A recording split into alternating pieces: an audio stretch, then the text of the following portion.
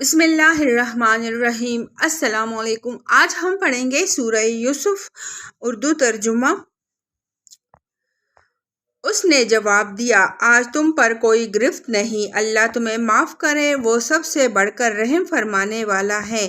جاؤ، میری یہ قمیص لے جاؤ اور میرے والد کے منہ پر ڈال دو، ان کی بینائی پلٹ آئے گی، اور اپنے سب اہل و عیال کو میرے پاس لے آؤ۔ جب یہ قافلہ مصر سے روانہ ہوا تو ان کے باپ نے کنعان میں کہا، میں یوسف کی خوشبو محسوس کر رہا ہوں، تم لوگ کہیں یہ نہ کہنے لگو کہ میں بڑھاپے میں سٹیا گیا ہوں۔ گھر کے لوگ بولے، خدا کی قسم، آپ ابھی تک اپنے اسی پرانے خبت میں پڑے ہوئے ہیں۔ پھر جب خوشخبری لانے والا آیا تو اس نے یوسف کی قمیص یعقوب کے منہ پر ڈال دی، اور یکایک اس کی بینائی عود کر آئی۔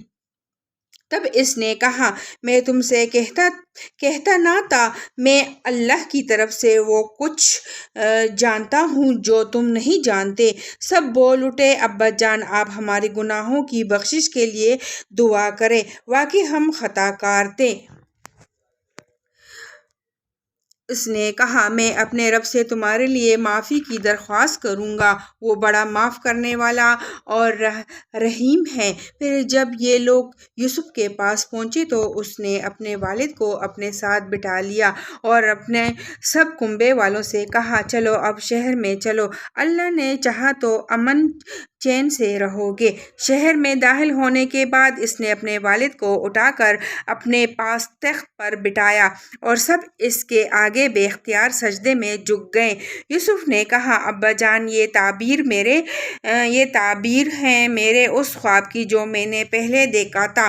میرے رب نے اسے حقیقت بنا دیا۔ اس کا احسان ہے کہ اس نے مجھے قید خانے سے نکالا اور آپ لوگوں کو صحرا سے لا کر مجھ سے ملایا، حالانکہ شیطان میرے اور میرے بھائیوں کے درمیان فساد ڈال چکا تھا۔ واقعہ یہ ہے کہ میرا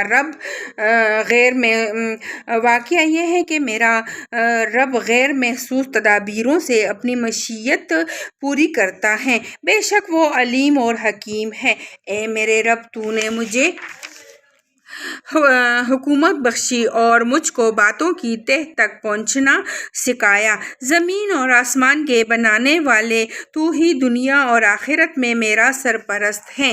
میرا خاتمہ اسلام پر کر اور انجام کار مجھے صالحین کے ساتھ ملا۔ اے نبی صلی اللہ علیہ وسلم، یہ قصہ غیب کی خبروں میں سے ہے جو ہم تم پر وحی کر رہے ہیں، ورنہ تم اس وقت موجود نہ تھے جب یوسف کے بھائیوں نے آپس میں